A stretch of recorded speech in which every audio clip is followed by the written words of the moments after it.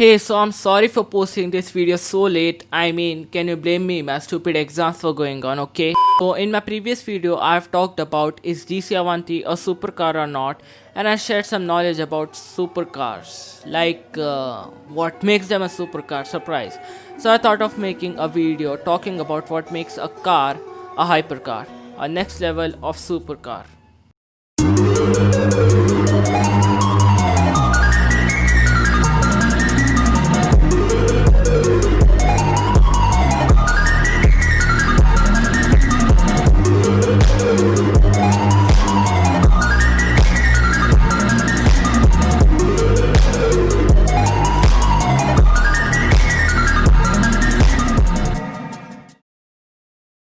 So, some of you might not be aware of the term hypercar.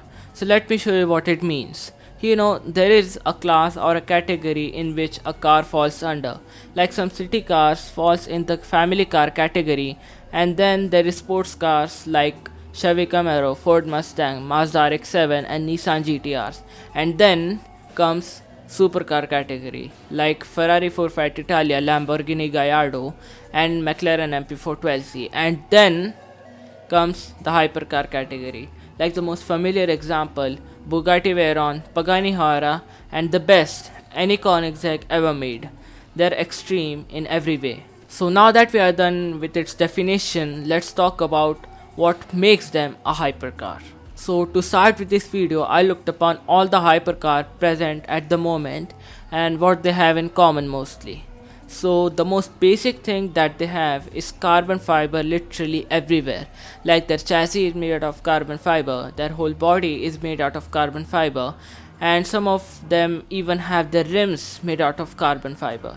And that is because carbon fiber is the best material for everything that a high performance vehicles requires, like mostly their strength to weight ratio.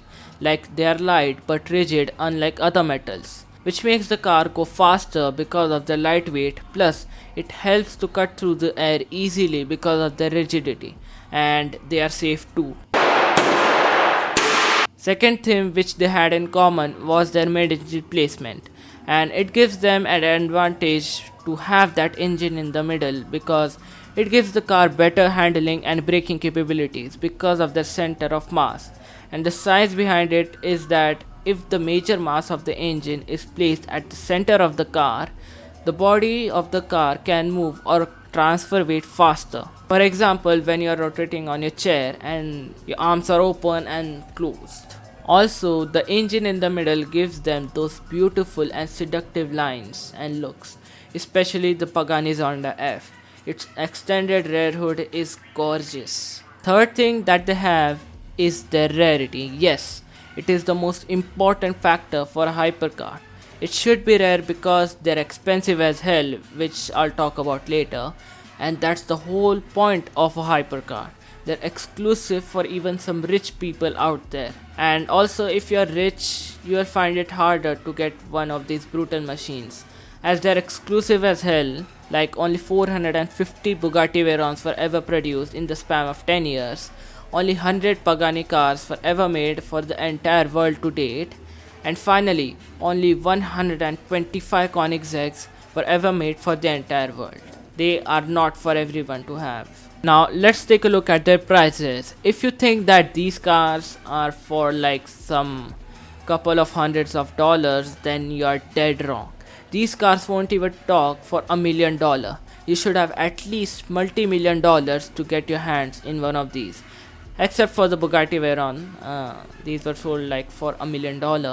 And on the other hand, Koenigsegg 121 had a price tag of $3 million. The Agera RS had a price tag of $6.6 million.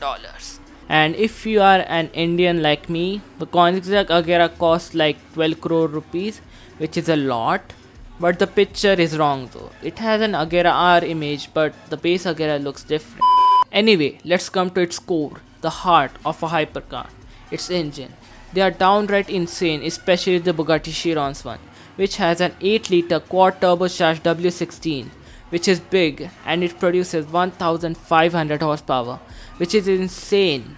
Hennessy Venom GT has a twin turbocharged V8 which produces 1200 horsepower, and Koenigsegg Agera RS also has a twin turbocharged V8 producing and Koenigsegg Agera RS also has a twin turbocharged V8 producing 1160 horsepower. Those are massive power and displacement, but these are common in these cars, always above 1000 horsepower. So at the end of the day, those power numbers are not only for show. So let's talk about their speeds. These cars are always on the top of the list when it comes to fastest street legal cars around the world. Like McLaren F1 broke the top speed record in 1993 at 240 miles per hour or 387 kilometers per hour. Then Bugatti broke the top speed record in 2005 with the Veyron at 257 miles per hour or 415 kilometers per hour.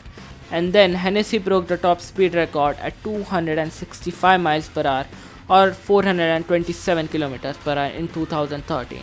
And the list goes on, which sets the benchmark of more than 440 kilometers per hour of speed to be considered a hypercar, and 0 to 100 kilometers per hour in less than 3 seconds, in my opinion today. So that's all I got to say about hypercars. Now, if I missed something here, you can let me know in the comments below. So maybe I can make a part 2 for this topic. And as always, like, share and subscribe. It really motivates me to make these videos and slack out stress. And bye.